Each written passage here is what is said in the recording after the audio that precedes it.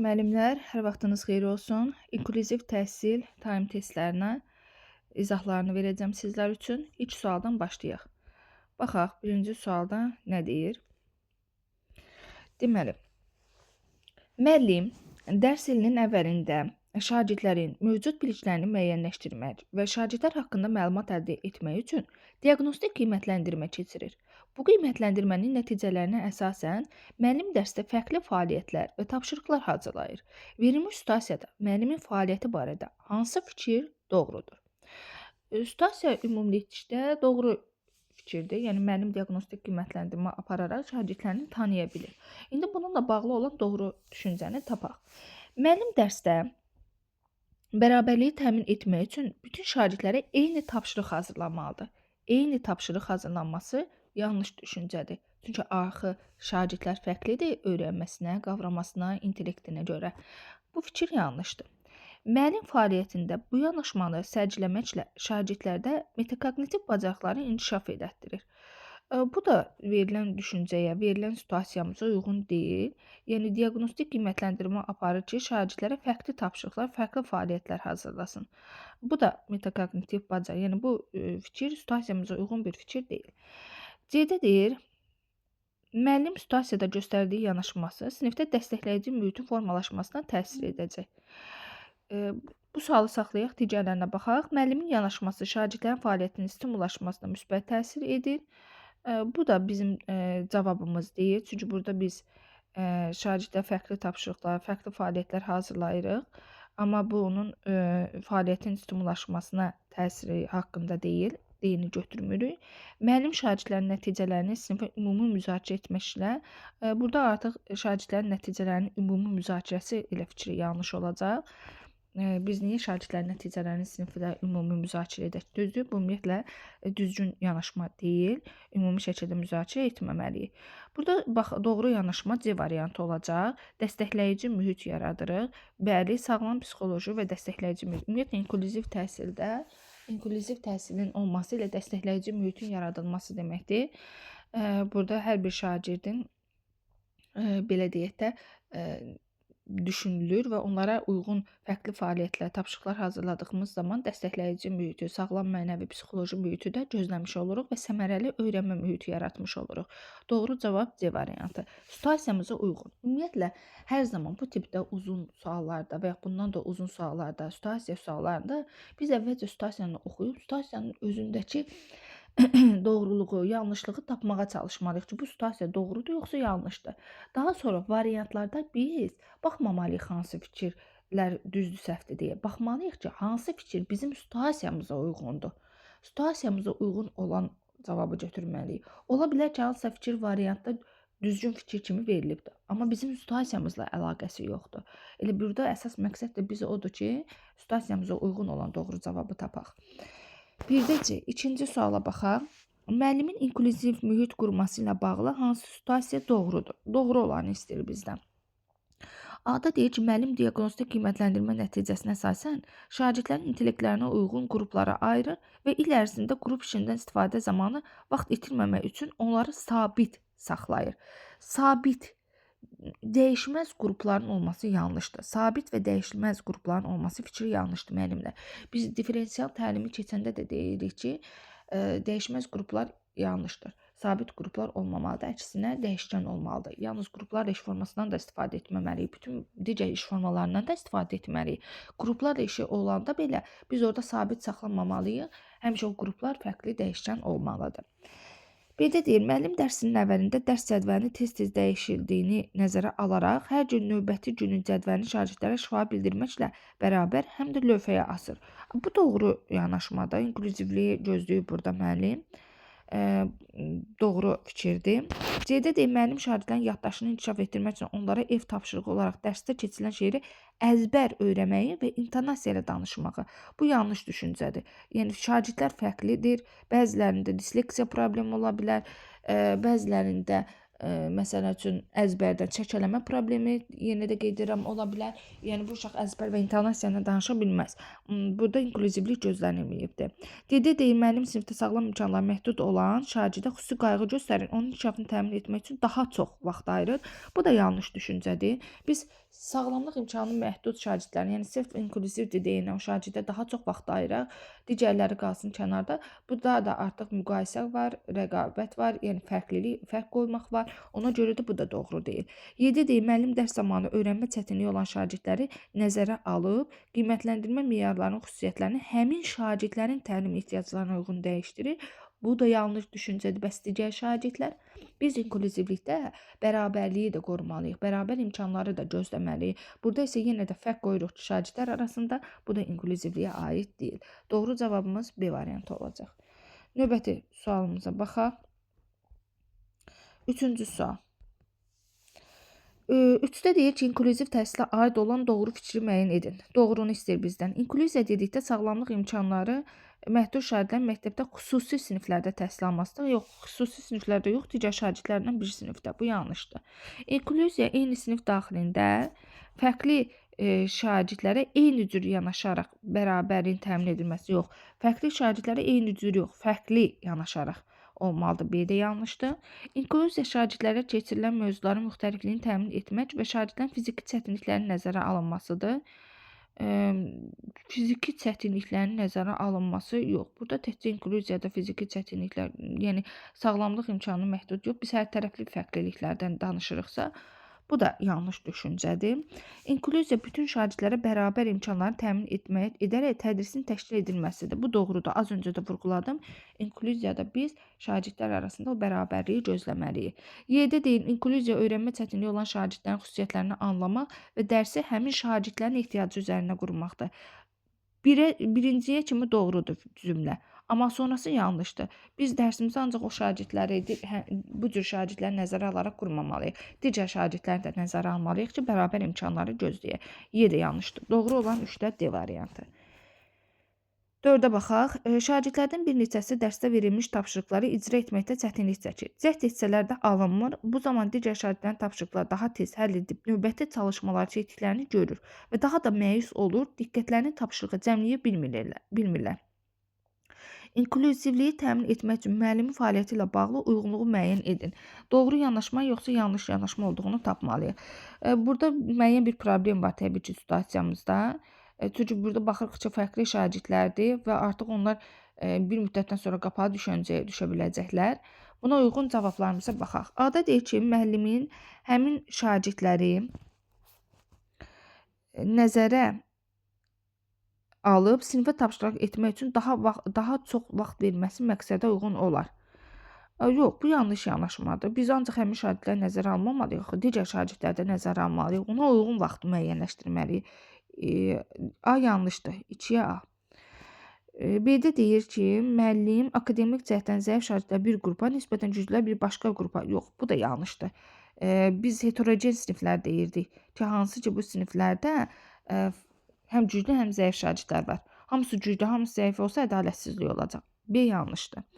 Tapşırıqlar vaxtında çatdırılsın deyə müəllim sinif tapşırıqlarını lövhədə həll etməli və həmin şagirdlərin lövhədən köçürməsini tapşırır. Burada da artıq düzgün istiqamət vermir. Hazır şəkildə müəllim şagirdə tapşırıq verəcək ki, bu da yanlış yanaşmadır. A, B, C yanlış aiddir. D-də deyir, müəllimin şagirdlərə fərqli çətinlik səviyyələrində misallar və onların icrası üçün yetərli vaxt verməsi məqsədə uyğundur. Bu doğru yanaşmadır. Çünki biz hər bir şagirdin səviyyəsini, qavranmasını nəzərə alaraq, həmin o vaxtı da ona uyğun olaraq, tapşırıqları da onların səviyyəsinə uyğun olaraq hazırlamalıyıq. D doğru yanaşmadır. 7 deyir, müəllim şagirdlərin çətinlik çəkdikləri tapşırıqlar və mövzularla bağlı əlavə dərs saatı müəyyənləşdirib problemi aradan qaldıra bilər. Bu da doğru yanaşmadır. Müəllim bu cür də yanaşa bilər. Əlavə məşğələlər, dərsdən kənar fəaliyyətlər ümumiyyətlə müəllimin vəzifəsinə aiddir. Bu da doğru fikirdir. Deməli, A, B, C yanlışdır. D və Y doğrudur. A variantı olacaq. Növbəti suala baxaq.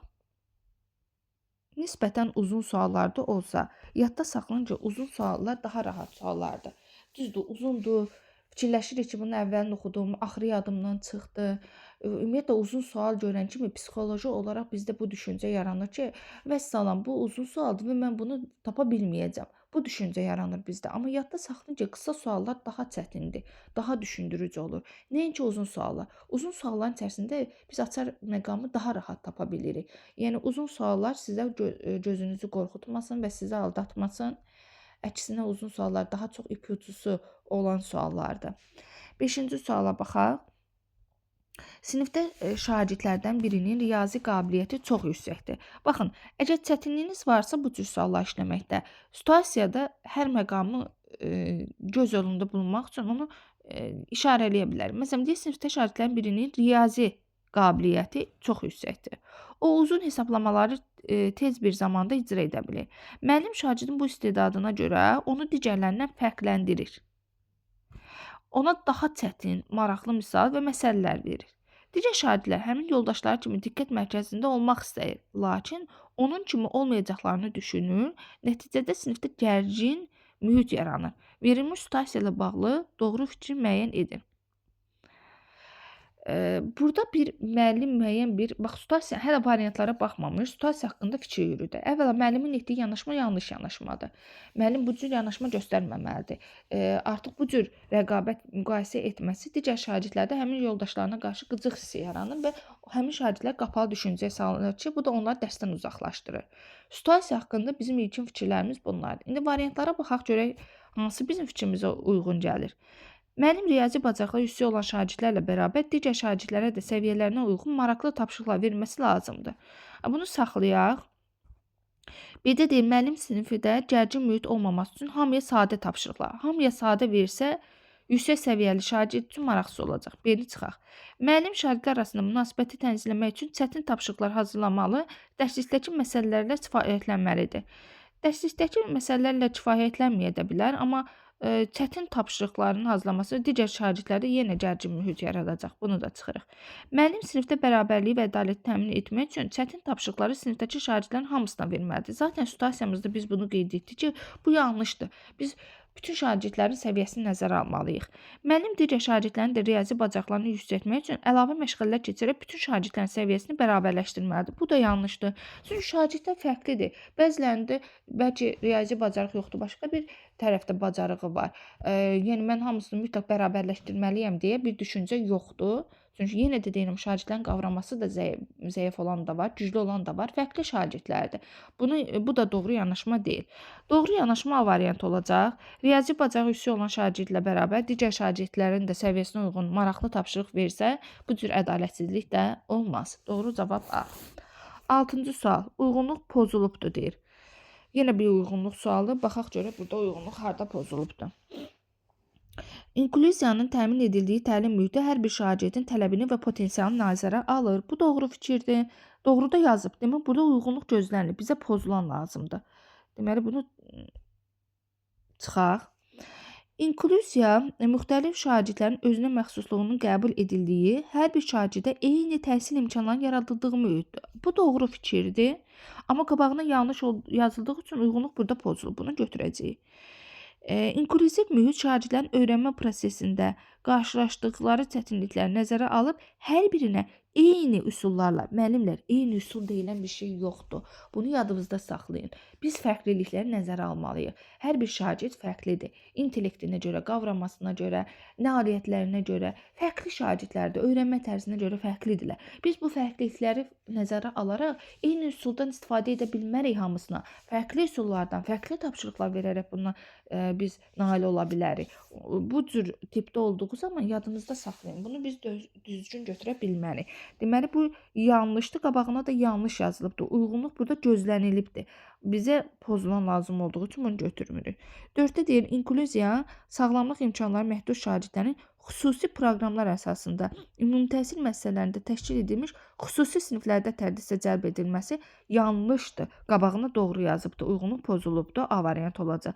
Xüsusi proqram, xüsusi siniflər, yəni proqramda müəyyən diqqətlər nəzərə ala bilərik onlara uyğun. Amma xüsusi siniflərdə biz dedik axı, inklüziv şagirdlər digər şagirdlərlə birlikdə eyni sinif mühitində olur. Xüsusi siniflərdə olmur. Ona görə də bu yanlışdır, qabağına doğru yazılıb, uyğunluq pozulub. 2-4 A variantı. Keçid edirik növbəti sualımıza. Növbəti sual 7-yə baxaq. 7-də nə deyir? Mənim sinifdə qrup işini,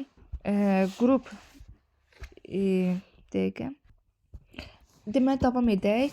Müəllim deyir, sinifdə qrup işini təşkil edir. Sinifdə müxtəlif xüsusiyyətlərə malik olan şagirdlər var. Digər şagirdlər onlara qarşı dözümlülük göstərmir. Fikirləri qəbul etmək istəmir. Belə situasiyada müəllimin hansı strategiyası səmərəli deyil? Baxın, səmərəli olanı istəmir ha. Səmərəli olmayanı istəyir. Hansı yanlışdır, yəni. Müəllimin etdiyi hansı davranış yanlış olar? Səmərəli olmaz. Baxaq. Müəllim şagirdlərlə hər kəsin özünə məxsus güclü tərəfləri və çətinlikləri olduğu anlamağa yardım etmək üçün müzakirə təşkil edir. Bu düzdür, fikir olaraq düzdür. Amma axı bizdən səmərəli olmayanı istəyir. Ona görə biz biri götürə bilmərik. Əslində müəllim belə etməlidir. Bu danışığı, bu söhbəti aparmalı, müzakirə təşkil etməlidir. Amma bizdən səmərəli olmayanı istəyir. Biri çıxırıq. 2-də deyir, qrupdakı ayrı seçkiliyin qarşısını almaq üçün öncədən müəyyən edilmiş qaydalara əməl etməməyə görə şagirdləri cəzalandırır. Amma bu səmərəli deyil. Cəza səmərəli çözüm yolu olmayacaq. Ona görə biz burada 2-ni götürürük. Şagirdlərlə sinif iclası təşkil edərək başqalarının hiss və düşüncələrini anlamağını, fərqli fikirlərə dözümlülük nümayiş etdirməyin şəxslər arası münasibətlərdə əhəmiyyətini vurğulayır. Empatiya hissini formalaşdırmağa çalışır ki, bu səmərəlidir. Amma səmərəli olmayan lazımdır bizə. 3-ü də çıxırıq. Müəllim valideyn iclası təşkil edib onlara övladlarının belə davranışlarına ciddi nəzarət etməyə xahiş edir. Bu da düzgün olmayacaq. Ümumiyyətlə, ümumi valideyn iclasları keçirib bu cür müzakirələr aparmaq kurikulum təhsil sisteminə yanlışdır. 4-ü götürəcəyik, səmərəli deyil. Müəllim şagirdlər arasında bu cür hadisələrin qarşısını almaq üçün onlara ayrı-ayrı qruplarla işləməyi tapşırır. Bu bir yerə qədər bizə kömək eləyəcək, amma nə vaxta kimi biz onlara ayrı-ayrı çalışdırmalıyıq? Axı bunlar arasında biz çözüm yolu tapmalıyıq, empatiya qurmalıyıq. Ona görə 5 də səmərəli deyil. Səmərəli olmayanlar 2, 4, 5, yəni A variantı. 8-ci sual. Valideyn iclası zamanı valideynlərdən biri övladı ilə birlikdə sinifdə autizm spektr pozuntusu olan şagirdin oxuması ilə bağlı narazılığını bildirir. Aha, deməli valideyn iclasıdır. Valideynin biri övladının autizm sindromlu olan şagirdlə bir sinifdə olmasına narazıdır. Bura kimi aydındır. Valideyn iddia edir ki, bu şagirdə görə sinifdəki hər kəs öyrənmədən geri qalacaq və imtahanda aşağı nəticə göstərəcək. Bu situasiyada müəllimin atdığı addım doğru olmaz. Baxın, yenə doğru olmayan istəyir. Doğru olan ayrıdır, doğru olmayan ayrıdır. Əslində burada valideynin etdiyi yanlışdır. Müəllim doğru olanı etməlidir ki, valideynin bu fikrindən yönətsin. Bunun üçün də müəyyən fikirlər ola bilər etməsi üçün. Amma bizdən doğru olmayanı istəyir. A-da deyir, müəllim həmin valideynə şagirdlərin təhsil hüququ ilə bağlı hüquqi normativ sənədlər təqdim edərək bu yanaşmanın hüquqi baxımından doğru olmadığını bildirə bilər. Bu doğru fikirdir, amma bizə doğru olmayan lazımdır. A-nı çıxaq. Müəllim sinifin valideynlərini emosional zəkalılıqla bağlı seminar verə və inklüziv icma üçün sosial məlumatlığın vacibliyini çatdıra bilər. Bu da doğrudur. Müəllim valideynləri də, şagirdləri də maarifləndirməlidir bununla bağlı, amma bizə yenə də deyirəm, doğru olmayan lazımdır.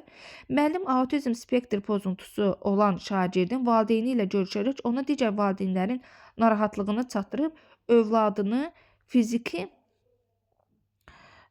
övladının inklüziv mühit olan başqa məktəbə keçirməsini təklif edə bilər. Artıq bu doğru olmaz. Bu yanlışdır. İndi valideyn şikayət eləyir deyiləm. Mənim həmin şagirdin hüquqlarını pozmağa ixtiyarım yoxdur. O şagirdin hüquqları var. Autizm sindromlu şagirdin hüququ var. Təbii ki, bunların da səviyyələri var. Bu belə deyək də, bu autizm sindromu olsun və yaxud da digərlərinin təbii ki, müəyyən bir səviyyəsi var ki, hansılar inklüziv sinif mühitində şagirdlərlə birlikdə ola bilər. Yəni sırf valideyn deyib deyənə biz həmin şagirdi nə çıxarda bilərik, nə şagirdi digərlərindən ayıra bilərik. Bu doğru olmazdı. C-də isə doğru olmayan fikir verilibdir ki, deyir ki, başqa məktəbə getməsini təklif etsin. Bu artıq yanlış düşüncə olduğu üçün C-ni götürəcəyik burada. 9-da D-də deyir, daha doğrusu müəllim bu narahatlığı aradan qaldırmaq üçün şagirdlərlə birgə sinifdə fərqliliyi təbii olduğu özündə ehtiva edən yazılı ortaq dəyərlərini müəyyənləşdirə bilər. Bu da maarifləndirici bir işdir, doğrudur. Müəllim şagirdlər arasında buzqıran strategiyasından istifadə edib onlar arasında emosional bağlılıq təmin edə bilər. Bu da doğrudur. Buzqıran strategiyası deyəcəksiniz ki, nədir müəllim? Bunu da hələ keçməmisiniz. Buzqıran strategiyası şagirdlər arasında empatiya hissini formalaşdırmaq üçün aparılan bir strategiyadır. O buzqıran qıran deyirik, ya, o buzları qırır və aradan o ə, sərhədləri götürür və empatiya hissinin formalaşmasına kömək eləyir bu strategiya. Deməli, doğru cavabımız 8-də C variantıdır. Keçək növbəti 9-cu sualımıza. Cədvələ əsasən uyğunluğu müəyyən edin deyir, uyğunluq istəyir. İnklüziv yanaşmaya əsasən insanın dəyəri onun nailiyyəti və qabiliyyətindən asılı deyil. Doğrudur. İnsanın dəyəri, biz onun nailiyyətinə və yaxud da qabiliyyətinə görə insanlara dəyər vermirik. Düzdür? Ona görə də bunlardan asılı deyil. Bir doğru. İnklüziv təhsilin tətbiq olunduğu siniflərdə şagirdlərin özünə inamı yüksək olur. Əlbəttə, İnklüziv sinif mühitində şagirdlər özlərinə inamları da yüksək olur, özlərini həmin mühitə aid hiss edirlər. 3-də deyir, inklüziv təhsilin faydalarından biri valideynlərin məktəbə cəlb olunması və övladlarının təhsili üçün müəllimlərlə əməkdaşlıq etməsinə imkan verməsidir. Bu da doğrudur. İnklüziv təhsilin xüsusiyyətlərindən biri öyrənmədə maneələri aradan qaldırmaqdır ki, bu da doğrudur. Baxırıq, inklüzivliklə bağlı verilən bütün fikirlərin hamısı doğrudur. Bizə nə lazımdır? Uyğunluq. Yəni, doğrudakı doğruları götürəcəyik. 1, 2, A variantı. 10-cu sual. Müəllimin hansı fəaliyyəti inklüziyanı təmin etməyə xidmət etmir? Xidmət etməyən götürməliyik. A-da deyir ki, müəllim dərsin məzmununu şagirdlərə təqdim edərkən onların öyrənmə tərzlərini nəzərə alır. Xidmət edir. Ay, mən etmir deyirəm. Edir deyir. A variantı ilə doğru olacaq. Xidmət edir. Öyrənmə tərzlərini nəzərə alırsa, deməli, düzgündür. B-də deyir, müəllim dərs zamanı sual-cavab prosesində aktiv iştirak edən şagirdlər daha çox sual ünvanlayır. Burada artıq bərabərliyi pozur müəllim. Müəllim dərsə gecikən şagird bir daha gecikməsin deyə müəyyən müddət qapıda saxlayır. Burada müddət pozulur. Yenə də inklüzivlik pozulur burada. Dərs zamanı nailiyyəti aşağı olan şagirdlərin öyrənilməsi üçün müəllim tapşırıqların hamısını asan tərtib edirsə, bəs yüksək səviyyəli şagirdlər nəzərə alınır. Burada da fərq var. Müəllim şagirdlərlə iş təşkil edərkən diqqəti onların nəyi bacarmadıqlarına yönəldir, bacarmaqdıqlarına yönəldi fəaliyyəti təşkil edir. Təşkil edərkən diqqəti onların nəyi bacarmaqdıqlarına yönəldi. Yox, bu da yanlış düşüncədir. Yanlış fikirdir, yanlış düşüncədir. Yeni də götürmürük. Doğru olan A variantı olacaq. 11-ci sual. Verilən situasiyalardan hansı inklüziyanın təmin edilməsinə nümunə ola bilməz? Yenə olmayanı götürməliyik. Müəllim təlim prosesində şagirdin iştirakını artırmaq üçün fərqli təlim metodları və interaktiv texnologiyadan istifadə edir. Bu doğrudur, yanlış deyil. Müəllim sinifdə istedadlı şagirdlərin tələblərini qarşılamaq üçün onlara ayrıca tapşırıqlar verir. Bu da doğrudur, hər bir şagirdin səviyyəsinə uyğun verir. Müəllim dərs zamanı qrup iş formasından istifadə edir və qrupları şagirdlərin təlim nailiyyətlərinə görə fərqləndirir. Yenə bir fərq qoymaq var, bu artıq doğru deyil. İnklüziya pozulur burada. Çünki ancaq təlim nailiyyətləri yaxşı olanları bir qrupa, digərlərini bir qrupa qoysam, mən bu fərqliliyi, bu tarazlığı pozmuş oluram. Ona görə də yanlışdır bu. C-ni götürəcək, 11-də C variantıdır. D-də deyil, müəllim şagirdlərin hər birini təlim prosesində iştirakını təmin etmək üçün şagird yönümlü təlim metodundan istifadə edirsə, bu doğru olacaq, şagird yönümlü metod. Müəllim dərs zamanı fəaliyyətləri elə planlaşdırır ki, şagirdlər arasında işbirliyi və bir-birinə dəstək təşviq edilsin. Bu da doğrudur. Fərq qoymur şagirdlər arasında. Yanlış olan və şagirdlər arasında fərq qoyan, bərabərliyi pozan, inklüziyanı pozan C variantıdır. Keçid edirik növbəti suala. 12-ci sual. Uyğunsuzluğu istəyir bu səfər bizdən. Uyğunsuzluq odur ki, doğruda yanlış, yanlışda doğrunu götürək. Dərs materiallarının seçimində resursların müxtəlif çətinlik səviyyəsində olmasını təmin etmək şagirdlərin zehni inkişafına təsir edir. Doğrudur. Burada çətinlik səviyyəsinə görə fərqliyi nəzərə alır. 2-də deyil, müəllim şagirdlərinin hər birinin fərqli öyrənmə tərzi və qavrama səviyyəsinə malik olduğunu bildiyindən planlaşmasına müxtəlif tapşırıqlar daxil edir. Bu da doğrudur, fərqliliyi yenə nəzərə alır. Dərs zamanı şagirdlərin prosesi cəlb olunması öyrənməyə təsir edən vacib amildir və inklüziv təlim mühitinin qurulmasında əhəmiyyətli hesab edilir. Bəli, bu da doğrudur. Cəlb olunma, motivasiya. Müəllim və şagirdlər arasında münasibətlərin effektiv qurulması şagirdlərin təlim prosesində iştirak səviyyəsini artırır. Bu da doğru fikirdir. Baxırıq, hamısı doğrudur. Bizdən uyğunsuzluq istəyirsə, yanlışın altındakı doğruları götürəcəyik. Yəni 3 və 4-dür. C variantı olacaq. 13-cü sual. Fiziki imkanları məhdud şagird dərs zamanı hərəkəti məhdudlaşdırdığı üçün digər şagirdlərlə edilən fəaliyyətləri tam şəkildə iştirak edə bilmədiyinə görə məyus olur. Bu situasiyada müəllimin atacağı ən doğru addım nə olar? Baxaq. A-da deyir ki, şagirdi daha da məyus olmaması üçün müvəqqəti olaraq fəaliyyətlərdən kənarlaşdırma. Yadda saxlayın müəllimlər, şagirdi, bu cür şagirdləri kənarlaşdırmaq heç vaxt doğru yanaşma olmayacaq. Biz onları kənarlaşdırmamalıyıq, biz onları uzaqlaşdırmamalıyıq. Biz əksinə onları olduğu mühitə aid hiss elətdirməliyik. A yanlışdır. Şagirdin daha yaxşı iştirakını təmin etmək üçün məkanda və ya infrastrukturda dəyişiklik etmək. Bu doğru olacaq. Hərəkət məhdudiyyəti varsa infrastruktura diqqət etməliyik. Şagirdi uyğun şəkildə bunu seçməliyik. Bu doğrudur. C-də deyir şagirdin bu halını qabartmadan fəaliyyəti planlaşdırdığı kimi davam etdirmək. Bu şəkildə də davam edə bilmərik. Yəni çünki şagird məyus olur. Bu da yanlışdır. Şagirdə bu halda olduğu üçün qəbul etməsini və yoldaşları kimi fəaliyyətdə iştirak edə bilməyəcəyini bildirmək. Bu da şagirdi pis vəziyyətə qoyacaq, özünü pis hiss eləyəcək, özünə inamı azaldacaq. Bu cür şagirdləri əvvəlcədən bu tip tapşırıqlara cəlb etməmək, bu da yanlışdır. Yanlış fikirlərdir müəllimlər. Biz bu cür şagirdləri nə uzaqlaşdırmalıyıq, nə kənarda qoymalıyıq.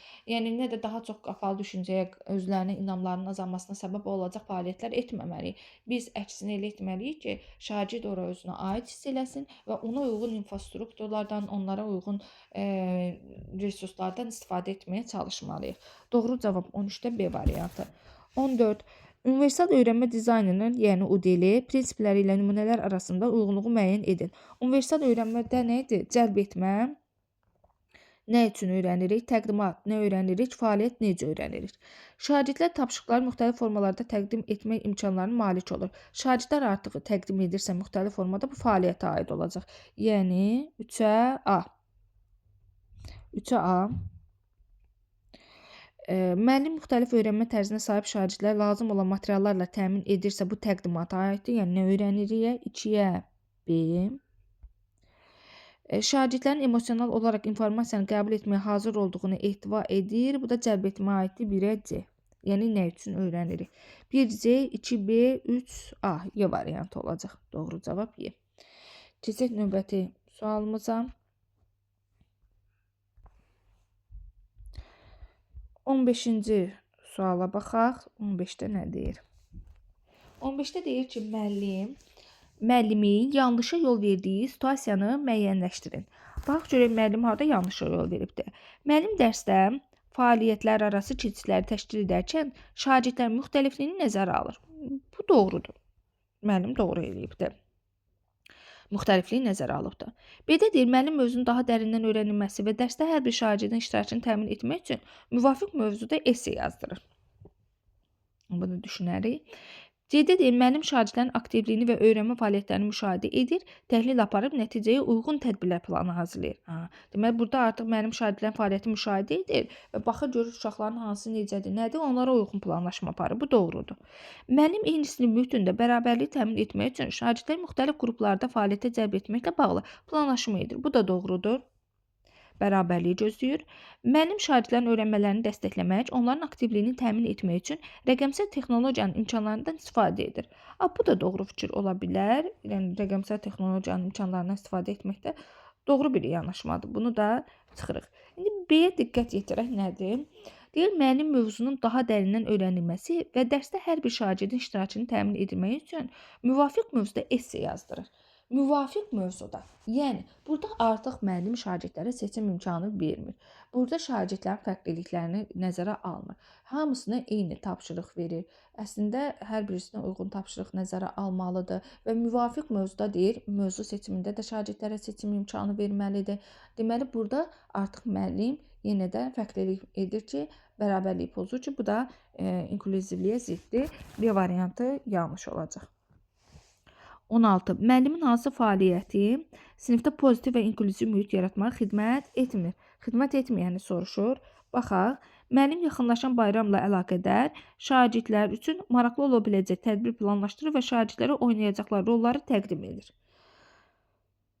B-də deyir, məktəbdə multikulturalizm haqqında maarifləndirici tədbir təşkil edir və şagirdlərin maraqlı gələn adətlər ilə bağlı təqdimatlar etməyə icazə verir. Burada artıq nəzərə alıb. Şagirdlərin özünə verir seçimi. Deyir, şagirdlərin maraqlarına uyğun. Deməli, mənim marağım fərqlidir, başqasının marağı fərqlidir, ona uyğun. Deməli, burada bu doğrudur. Bizə xidmət etməyən lazımdır. Müəllim dərs ilinin əvvəlində valideynlərlə əlaqə saxlayıb şagirdlərin xüsusi ehtiyacları ilə bağlı məlumat toplayır. Bu doğru, düzgün addımdır. Yəni bu müəllim valideyn, müəllim şagird münasibətlərinə də müsbət təsir edir. Qeyd müəllim şagirdlərdə sinif icmasına aid olma hissini formalaşdırmaq üçün onların tədrisin təşkili ilə bağlı təkliflərini dəyərləndirir. Çox gözəl, bu da şagirdlərdə aid olma hissi yaradır, şagirdlərdə özünə inam hissi yaradır və onların da dəyər verilmiş olur. Bu da doğrudur. Müəllim formativ qiymətləndirmə apararkən şagird xüsusiyyətini nəzərə alaraq rəy verir ki, bu da düzgündür. Yəni biz rəy verərkən, əks əlaqə qurarkən də şagirdlərin xüsusiyyətlərini, öyrənmə tərzini, intellektini, hər tərəfli nəzərə almağa çalışmalıyıq. Bu da doğrudur. A-da nədir bəs səhv olan müəllimlər? Deyir, müəllim yaxınlaşan bayramla əlaqədar şagirdlər üçün maraqlı ola biləcək tədbir planlaşdırır. Bunu müəllim özü planlaşdırır. Və deyir, şagirdlərə oynayacaqlar rolları təqdim edir. Deməli, müəllim hər şeyi özü planlaşdırır, hansı şagird nəyi oynasın özü planlaşdırır. Şagirdlərə bir seçim imkanı vermir, şagirdlərin maraqlarını nəzərə almır, şagirdlər üçün təkliflərini dinləmir. Özü planlaşdırır, özü qurur, özü edir. Bəs şagirdlərin düşüncələri, bəs şagirdlərin fikirləri, bəs şagirdlərin təklifləri, axı müəllim bunlara da diqqət yetirməlidir. Deməli, yanlış olan burada A variantı olacaq. Növbəti sual 17-yə baxaq. İnklüziv təhsilin əsas hədəfi nədir? A-da deyir, şagirdləri qabiliyyət və potensiallarına görə fərqləndirmək və tədrisi buna görə formalaşdırmaq. Fərqləndirmək yox, fərqləndirməməliyik. Yəni, düzdür, fərqliliyi nəzərə almalıyıq, amma bu hədəfi deyil. Öyrənmə çətinliyi olan şagirdləri daha yüksək təhsil üçün təlimatlandırmaq. Öyrənmə çətinliyi şagird və yüksək, bu da yanlışdır, bu da deyil əsas hədəfi. Şagirdlərə özlərini dəyərli hiss etdikləri, hörmət olunduqları və dəstəkləndikləri təlim mühiti yaratmaq. Bu doğru olacaq. Yəni, zaten inklüzivin əsas hədəfi odur ki, həm inklüziv şagirdlər özlərini olduqları mühitə aid hiss etsinlər, dəyərli olduqları, onların fikirlərinin önəmli olduqları mühit yaratmaqda. C variantı doğrudur. D-də də yüksək potensiallı şagirdləri üzə çıxarmaq və təlim nailiyyətlərini daha da artırmaq. Bu fərqlilikdə artıq fərqlilik qoyur. Fiziki və cinsi xüsusiyyətlərinə görə məktəbdən kənarda qalan şagirdlərin təhsili cəlb etmək. Fiziki və cinsi xüsusiyyətlərinə görə bu da yanlış düşüncədir. Yəni, əsas hədəfimiz bu deyil. Əsas hədəfimiz odur ki, inklüziv şagirdlər özlərini olduqları mühitə aid hiss edəsinlər. Doğru cavab 17-də C. Keçid edirik növbəti suala. 18-ci sualda cədvələ əsasən uyğunluğu müəyyən edin deyir. Doğruda doğrunu tapmalıyıq, yanlışda yanlışı. Deməli, baxaq. İnklüziv təhsilin təşkili fasiləsiz prosesdir və məktəblərin bütün şagirdlər üçün faydalı olmasına yönəlib. Əlbəttə, inklüzivlik bunun üçündür, bu doğrudur. İnklüziv təhsil sağlamlıq imkanları məhdud və müxtəlif qabiliyyətləri malik şəxslərin təhsilinin müəyyən mərhələsinədək tədrisə cəlb edilməsi nəzərdə tutulur. Sağlamlıq imkanları məhdud və müxtəlif qabiliyyətləri malik şəxslərin təhsilin müəyyən mərhələsinədək. Təhsil müəyyən mərhələsinədək yox, hər zaman buna diqqət yetirməliyik. Bu yanlışdır. İnklüziv təhsil sağlamlıq imkanları məhdud şagirdlərin məktəblərin daxilində xüsusi bölmələrdə, baxın, yenə də ayrı fərqləndirir, xüsusi sinif, xüsusi bölmə, bu yanlışdır. İnklüziya hər kəs üçün ədalət təlim mühitinin yaradılmasını nəzərdə tutan yanaşmadır, bu doğrudur. Doğrunun altında 1 doğru, yanlışın altında 3 yanlış, 1-3 C variantı. İnklüzivlikdə xüsusi sinif, xüsusi bölmə, xüsusi qayğı və xüsusilik etmək yoxdur. Biz bərabər yanaşmalıyıq. 19 baxaq. Yanlış fəaliyyət hansıdır deyir inklüziv təhsillə bağlı. Müəllim sinifdə şagirdlərin əməkdaşlığına yönəlik fəaliyyətə üstünlük verir. Yanlış soruşur. Bəli, bu doğrudur. A-nı çıxaq. Müəllim şagirdlər müxtəlif tipli və fərqli perspektivləri əhatə edən resurslarla təmin edir. Müxtəlifliyi nəzərə alır. Doğrudur. Müəllim bir dərs ərzində mövzu ilə bağlı həm aşağı, həm də yuxarı təfəkkür səviyyəsinə uyğun suallar hazırlayır. Bu da düzgündür. Şagirdlərin dərsin müddətində necə davranmalı olduqları ilə bağlı gözləntiləri əvvəlcədən onların nəzərinə çatdırır. Bəli, biz gözləntimizi, prosedurumuzu, qaydalarımızı əvvəlcədən deməliyik. Bölmənin qiymətləndirməsini təşkil edən zaman şagirdlərin əsasən emosional sabitliyi dəyərləndirir. Xeyr, bölməni qiymətləndirərkən təkcə burada emosional yox, onların hər tərəfli qiymətləndirilməsi nəzərə alınmalıdır. Yanlış olan C variantı. 20-ci sual, inklüziv sinifdə müəllimin rolu. Üzr istəyirəm. Deməli, qeyd eləyir ki, inklüziv sinifdə müəllimin rolu nədən ibarətdir? A-da deyir ki, diqqətini sinifdəki yüksək nailiyyətli istedadlı şagirdlərə cəmləmək. Xeyr, təkcə istedadlı yüksək yox, digər şagirdləri də nəzərə almalıyıq. A yanlış. Qabiliyyətindən asılı olmayaraq bütün şagirdlərə eyni tapşırıq vermək. Xeyr, eyni tapşırıq yox, fərqli üsullardan istifadə etməliyik. Əsas fəaliyyəti şagirdlərin summativdə topladıqları nəticəyə yönəltmək. Xeyr, bu da yanlış düşüncədir. Əsas fəaliyyət biz buna görə fərqləndirməməliyik. Xeyr, bu da yanlışdır. Şagirdlərin müxtəlif təlim ehtiyaclarına əsasən fərqli təlimatlar vermək, bu doğru fikirdir. Müxtəlif təlim ehtiyaclarını nəzərə alacağıq və fərqli təlimatlar verəcəyik. Fərqliliyi nəzərə alacağıq. 7 sağlamlıq imkanları məhdud şagirdlər qrup işini cəlb etməyib, onlara ayrı tapşırıqlar vermək, yenə də qeyd edirəm, kənarlaşdırmaq düzgün yanaşma deyil. Doğru cavab 20-də D variantı. Keçək növbəti suala. 21-ci sual. Müəllim şagirdlərə oxuyub anlama bacarığını formalaşdırmağı planlaşdırır. Müəllimin dərs zamanı hansı fəaliyyəti onun məqsədinə xidmət etməz? Etməyəni soruşur. Söhbət oxuyub anlamadan gedir. Baxaq, deyir, müəllim cəlb etmə yollarından biri kimi şagirdlərə oxunacaq hekayənin şəklini göstərib, hekayənin haqqında olacağını soruşub. Bu oxuyub anlamanı formalaşdırmaq xidmət edir. Yəni hekayə verir, oxuyur və nə olacağını soruşursa bu doğrudur. Yanlış lazımdır bizə. Oxunacaq mətnlə bağlı bulum taksonomiyası müxtəlif mərhələlərinə uyğun suallar hazırlayır. Bu da düzgündür. Oxuyub anlamanı yoxlayırıq müxtəlif suallar verərək. Müstəqil oxu üçün kitab seçimində şagirdlərə sinif oxu cürşəsini yönəldir. Bu da doğrudur. Oxuyub anlamanı formalaşdırmaq üçün onlara bu cür imkanlar verməliyik. Deyir, dərs ərzində istifadə ediləcəyi üsullardan biri kimi xorla oxu strategiyasından istifadə edir.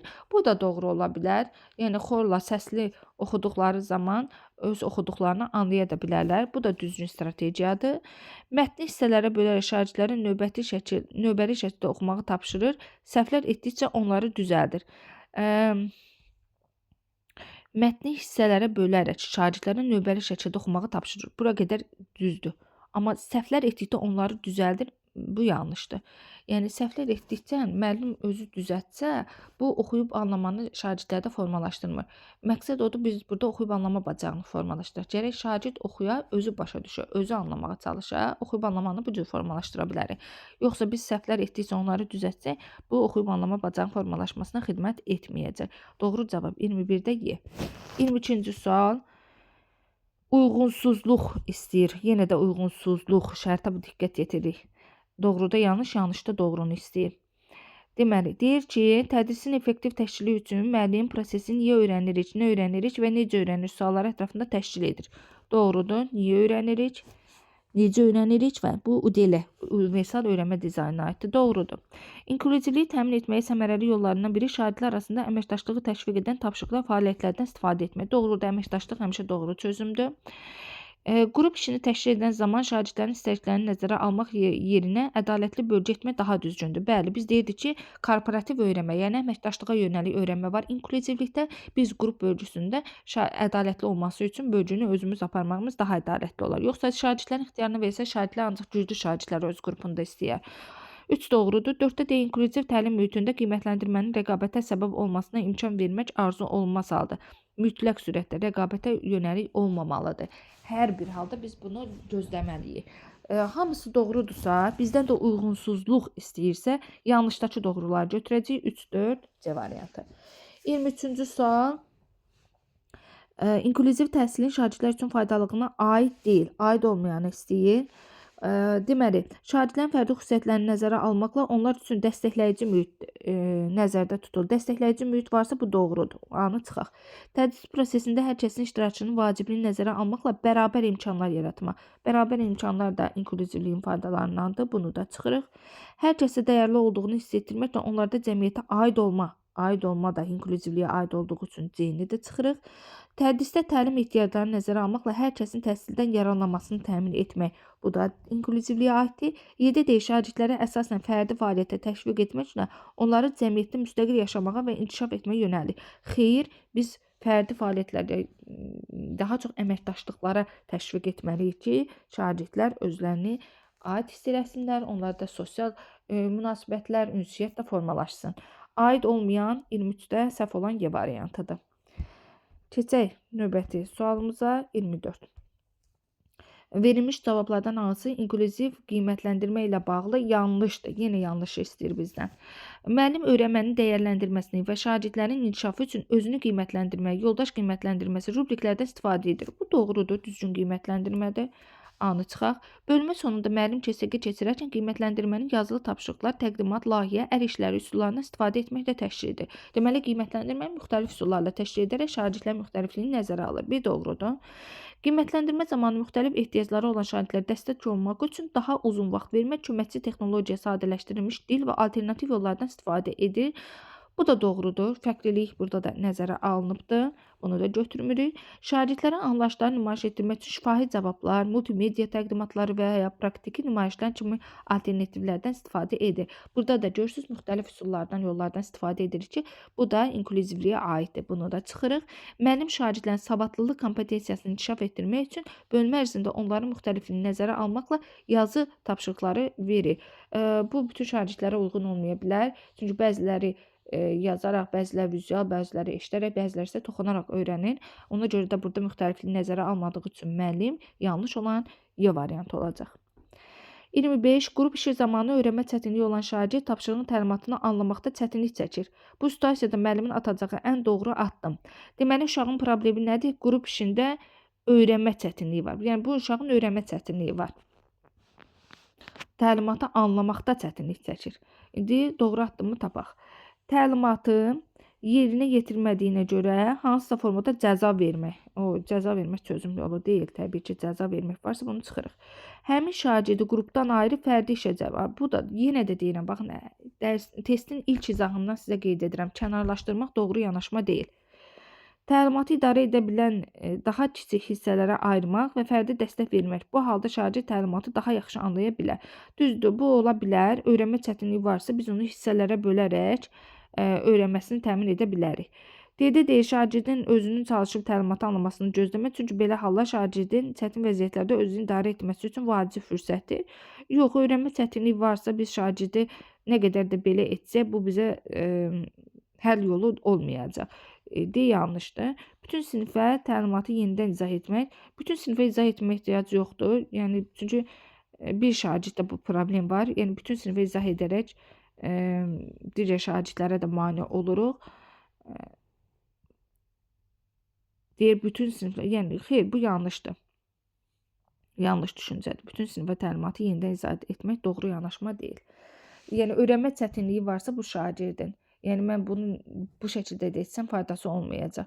Öyrənmə çətinliyi varsa, deməli, bunu aradan qaldırmaq üçün nəsə edə bilərəm ki, bunun üçün də çözüm yolu odur ki, daha kiçik hissələrə ayırmaq, fərdi dəstək vermək və bu halda şagirdin təlimatı daha yaxşı anlamasına kömək etməkdir. Doğru cavab 25-də C variantı olacaq.